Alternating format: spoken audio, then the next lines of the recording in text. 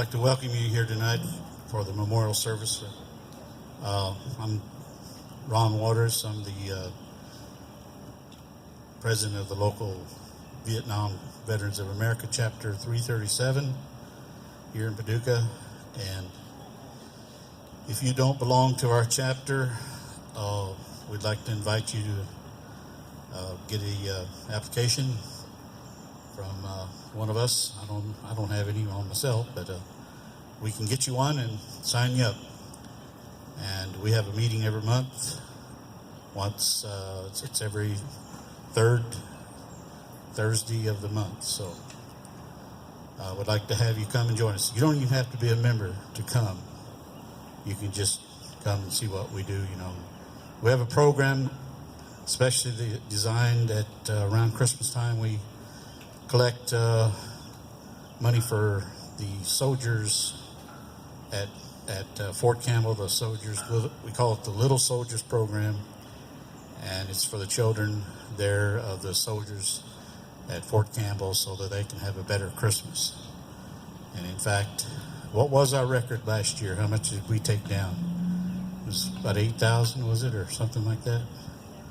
And they took down a bunch of toys, and they took, $8,000 worth of toys, and they buy new toys. So if you'd like to contribute to that, you can do that any time of the year if you'd like to. And so we want to welcome you here tonight. And I'm going to say a little prayer before we get started here. I'd like for you to bow your heads and let's go to prayer. Dear Heavenly Father, we're thankful to be able to be here tonight to honor those who have passed before us, serving our country and giving the ultimate sacrifice. We ask, Lord, that you'll bless our service tonight as we honor them. And Lord, as we honor you and each other, we ask, God, that your blessings be upon this service tonight. We ask it now in Jesus' name. Amen. All right. I think, did you want to sing a patriotic song or what you had planned? Yeah, go ahead. And then we got a special speaker, so hope you enjoy this. You all will know this, so feel free to sing along.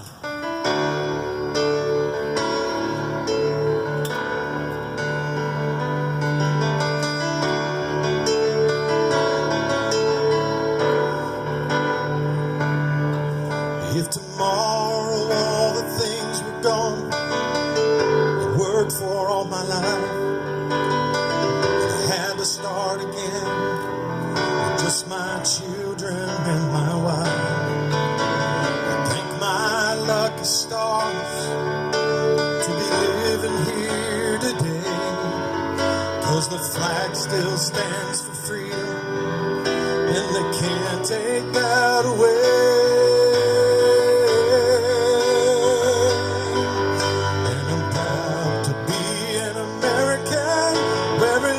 I know I'm free. I won't forget the man who died, who gave that right to me, and I proudly stand up next to you and defend her still today. 'Cause there ain't no doubt I love this land. God bless the USA.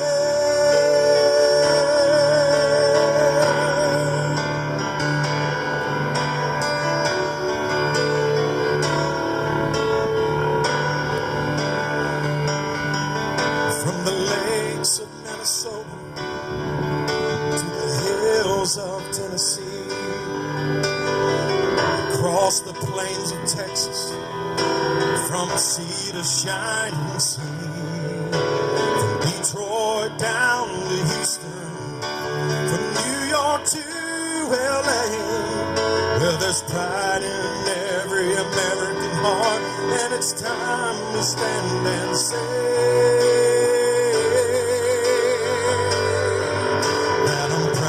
to be an American, where at least I know I'm free. And I won't forget the man who died, who gave that right to me, and I proudly stand lifting her still today. 'Cause there ain't no doubt I love this land. God bless the USA. Sing it with me, y'all. Help me out. And I'm proud to be an American, where at least I know I'm free. And I won't forget the man who died, who gave that right to me. And I proudly stand up next to you and defend her still today. 'Cause there ain't no doubt I love this land. God bless the USA.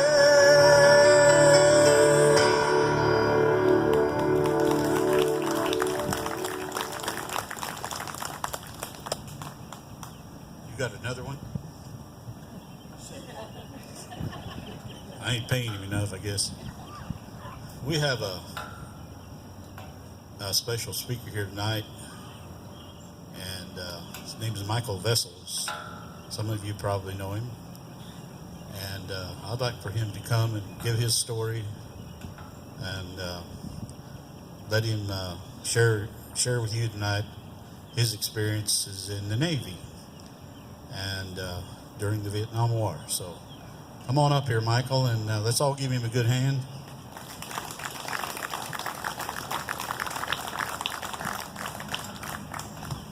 Get where you want to there, and I'll lower the microphone there for you.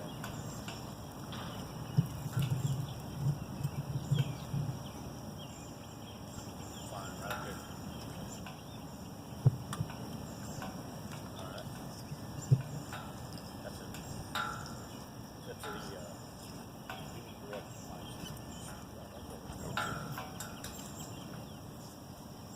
mic. Well, I'd like to thank Ron for inviting me to speak. I'll try to do him proud. It's an honor for me to be here with you all today on this Memorial Day. You know, we're here today to pay tribute to all the guys that went to Vietnam and they never came home. We want to also honor the veterans of the other wars, World War II, Korea. We're here to honor them so that their sacrifices are not forgotten. You know, we acknowledge the sacrifices that they left behind, the parents, the friends, the relatives, the children that never knew their moms or their dads. You know, our veterans, they stood for something that was bigger than themselves. They stood for this nation. They gave their all. You know, I'm just honored that I can be a little part of this celebration. You know, they understood that this nation was something that was greater than us, that was something that was worth standing up and dying for. I'd like to read, I don't know if y'all heard President Trump's speech today at Arlington National Cemetery. I want to read just a little bit of what he said, just some excerpts. And I quote, this is what he said. "I thank those present for being here to honor the brave warriors who gave their lives for ours, spending their last moments in defense of this country and its people. Words cannot measure the depth of their devotion, the purity of their love, or the totality of their courage. We only hope we can prove worthy not only of their sacrifice and service, but the sacrifice made by their family and their loved ones, the ones they left behind." And he kind of paused and he said they were special, special people. He said, "I believe that God has a special place in heaven for those who lay down their lives so that others may live free from fear."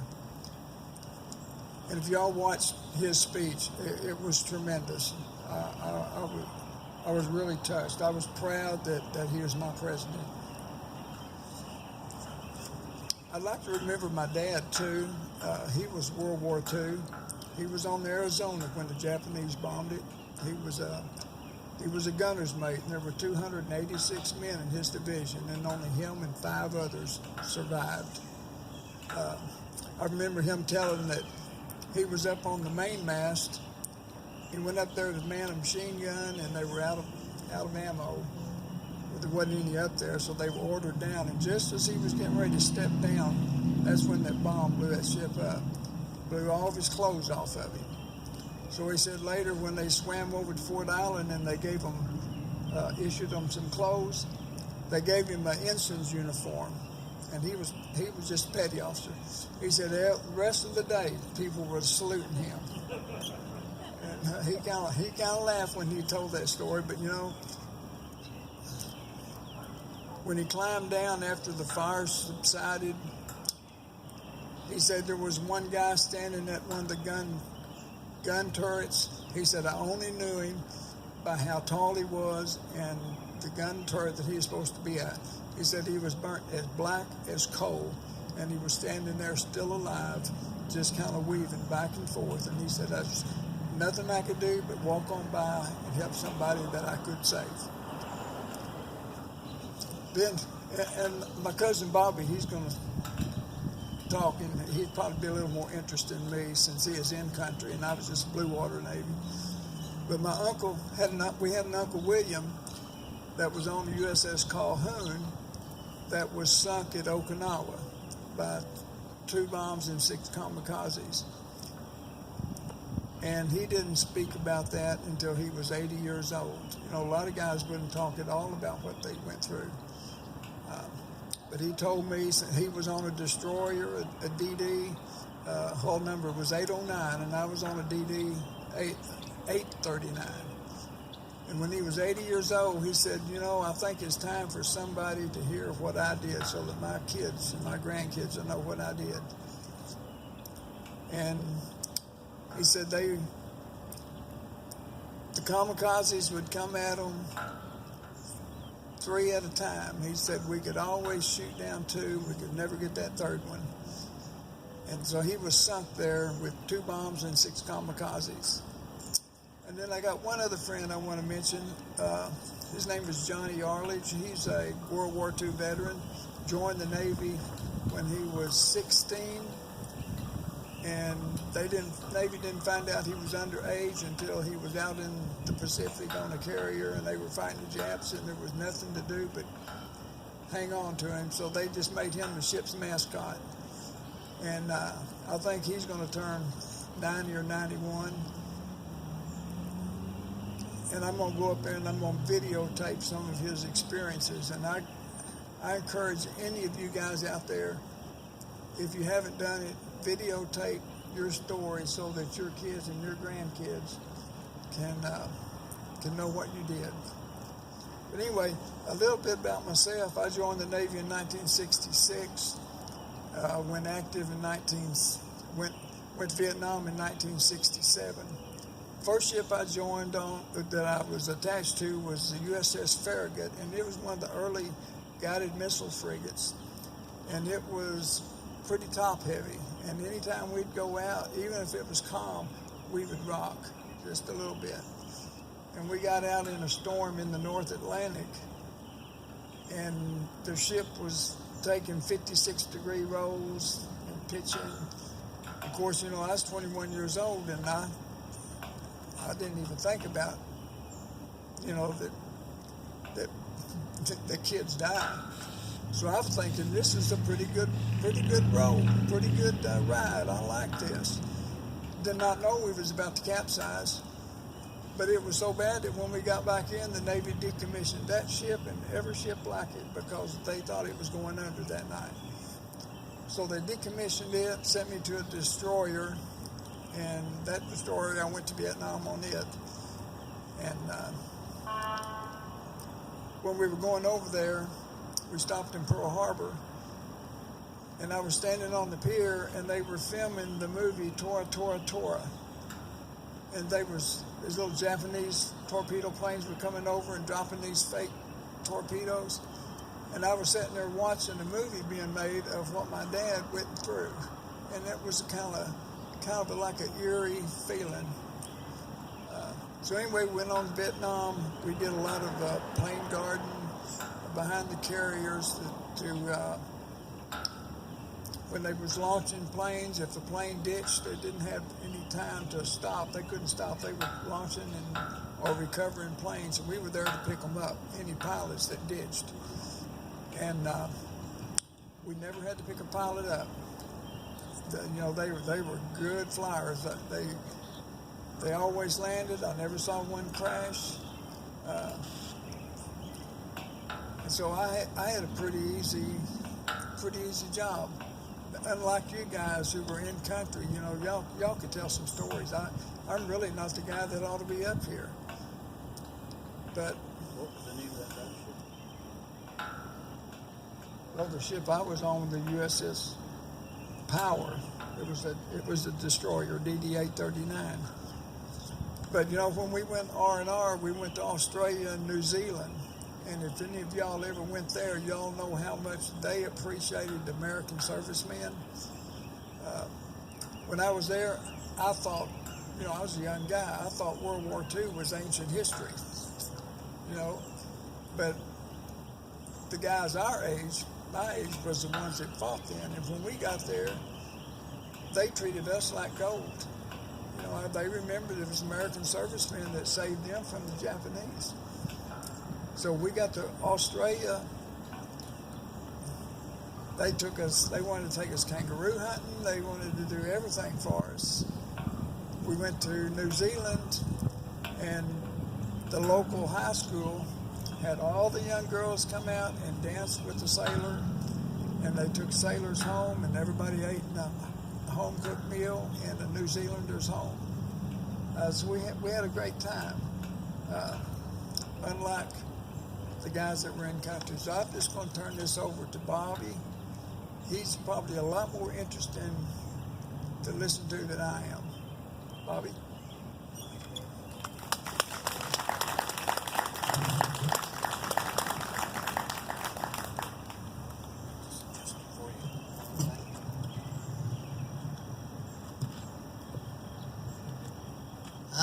Thank you, Cousin Michael. On my military records, it'll all say Robert. So, in family and all, call me Bobby, and it doesn't matter which anyone would want to call me, as long as I'm not late for supper. But I did serve in Vietnam. I was a draftee, so I was 2 years Army. But and I lived in Carlisle County at the time, and my address is Fancy Farm. So I'm of the Carlisle Fancy Farm community. And so any of you been to Fancy Farm, you've heard about the Fancy Farm picnic. It's the first Saturday in August when the politicians from Kentucky come down to Western Kentucky. But anyway, I was drafted. They sent Carlisle County to Memphis. That's where we were inducted, took the oath of office down there. And then I went right on. I passed and went right on to Fort Campbell for basic. Fort Knox for AIT. Had training, had a tank training. Had a 11 Echo 2T tank, which infantry tank crewman. And so then I was home for Christmas and New Year's in '69. And then in January the 7th, I entered Vietnam.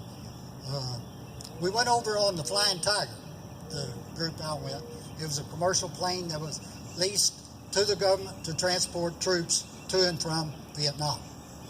And so I was a replacement for H Troop 17th Cavalry, attached to the 198th Light Infantry Brigade stationed at Chu Lai, Vietnam. That's in the northern part of South Vietnam, up close to 17th parallel where the Vietnam is divided there between the north and the south. And we were supposedly fighting for the South Vietnamese people against the spread of the communism of the north. Well, when I got into H Troop, it was no time till I met my lieutenant, John Wilson Roberts III, Baltimore, Maryland. And Michael talked about I might be interested. Well, this was the best lieutenant I ever had the entire time I was in the Army.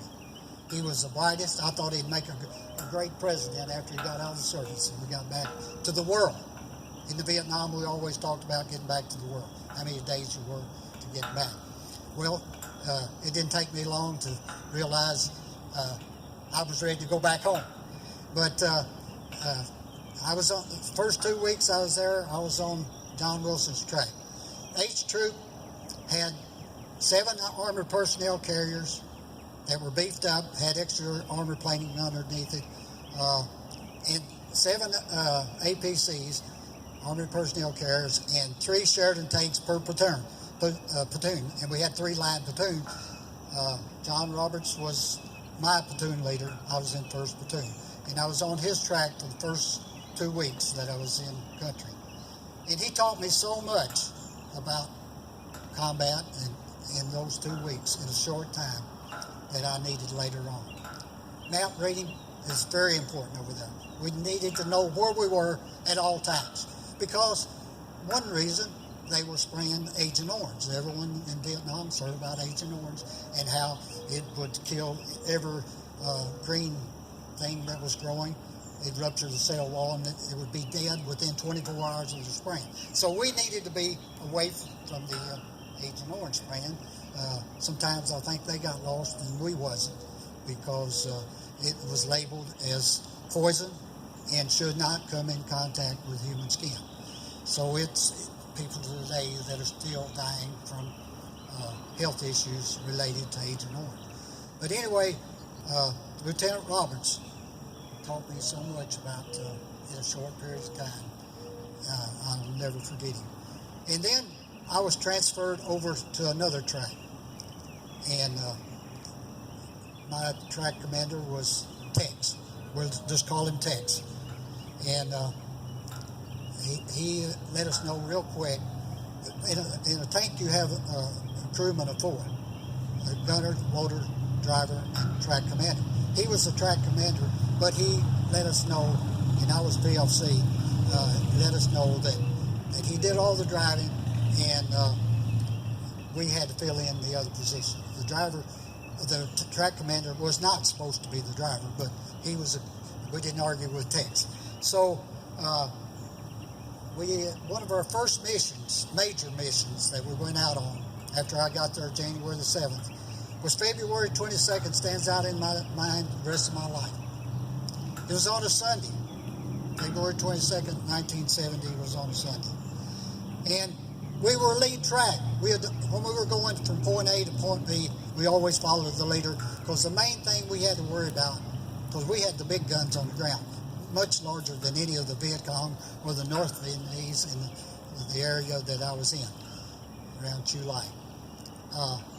But they had the landmines, and they were good with them, and they had been a lot of them dud bombs that were dropped that did not explode. I don't know, maybe they were left over from World War II after they dropped the A-bomb in Japan and they didn't need them. But they had a lot that were duds. In the Viet Cong and the North Vietnamese were good about explosives, how to get these bombs to explode. We were lead track. In all the history of H Troop, and we were there from October of 67. My unit was there from October of 67 to October of 71. And I was a replacement in 1970. So of all the times, it would always be the lead track that hit the landmine because they were pressure detonated. Well, on this day, February 22nd, 1970, my track was the lead track. It did not go off. It was command detonated that day. The only time in the history of H Troop in Vietnam that it was command detonated. There was a wire in a tree line to our left, and someone pushed the button when LT's track was on. 1,000-pound bomb. The largest piece of that track was the engine. There was 5 on there. There should have only been 4. But General Schwarzkopf had became the Americal Division all of you remember General Schwarzkopf, Stormy Norman of the Persian Gulf War. He was a lieutenant colonel in his second tour of Vietnam in 1970. His first tour was in 65. So he was back in 70.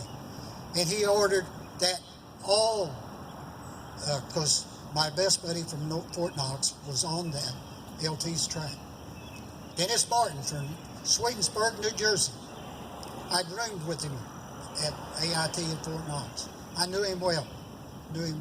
So I said, he could have chose anybody's track in the of the 10. I said, Dennis, get on and ride with us. He said, no, you're leading today. He wanted to get on the LT's track. So he was the 5th man that was on Dennis Martin, age 21, when he was killed. Lieutenant Roberts. There were 3, Wagner, Fugaro, and Leopold were unidentifiable. Most of you know what I'm talking about there. Dennis had 4 little cuts on his head, but he was dead before he hit the ground. Concussion, we just suppose. Lieutenant Roberts lived, the only one that was alive. He lived for about 15 minutes just before the dust-off got there. He had lost both legs and he was bleeding so bad he couldn't get the bleeding stopped. And the medic was one of those that the LT had pulled up to his track that was killed, that was unidentifiable. So it was a tough day for us that day. And the track right behind LT, which was the Sheridan tank, radioed back to base camp that LTs had hit a landmine. And they sent out, headquarters platoon sent out another Sheridan tank to help with the cleanup. This was 11:30 a.m. on 22nd day of February 1970. And then the Sheridan tank from headquarters arrived about to our location, near our location, about 3:30 that afternoon. They hit another landmine just before they got to us, but it was a much smaller one. The driver, everyone on top was blown off. They were okay, but the driver was trapped inside on the Sheridan tank. It broke some of the rounds in the driver's compartment, and the hatch slammed shut. The hatch on the Sheridan tank rotates around, and then you latch it on the inside. Well, these bombs, when they broke, or the rounds for the main gun of the Sheridan tank, which is a 152 millimeter main gun, we had 2 rounds in Vietnam, a heat round and for bunkers, and then reinforced position, and then a flechette round that fired against infantry, and it spread out more like a shotgun. But anyways, some of those rounds broke and it started to fire. So it began to burn with the driver trapped inside. He evidently was unconscious. He could not release the latch, and so we could not open it from the outside. So we had to use all of our fire extinguishers for the whole platoon, which we had 4. So there's of the 10 tracks, and so there's like 40 fire extinguishers to get the fire out.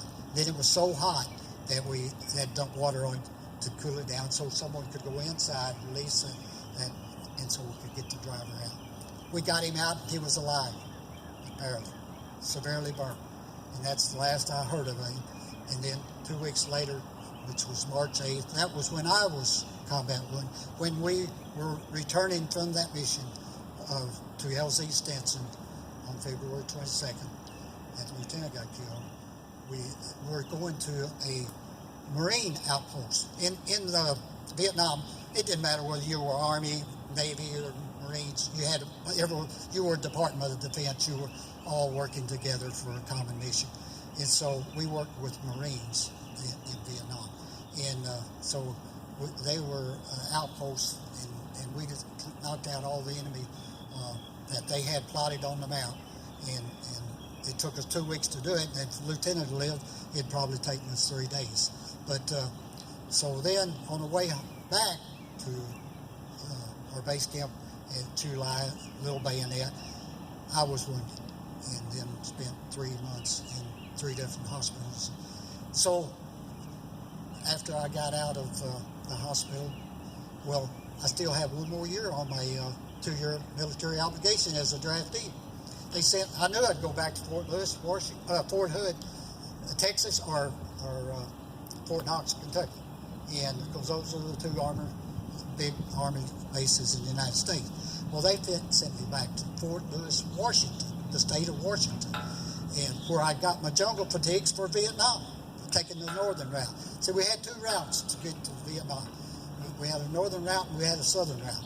The northern was Fort Lewis, Washington, Anchorage, Alaska, refuel, then Tokyo, Japan, and then into Cameron Lake. Then the southern route was through Oakland, California, Hawaii, and Japan, and then going into Saigon. So as a northern and southern route, I went over the northern and came back to the northern route. So I didn't get to see Hawaii. But I did travel a lot in a short period of time with the Army, and then back to Fort Lewis, Washington, where it all had begun for me in Vietnam. And so when you hear them say that join the Army and see the world, well, I did in a short period of time. And then I did have good duty up at Fort Lewis. I was on the opposite side of Interstate 5 from where the inductees were going to Vietnam. So I was permanent party over there in M Company in 3rd Squadron of the 6th Army. And we were connected with NATO in Germany. So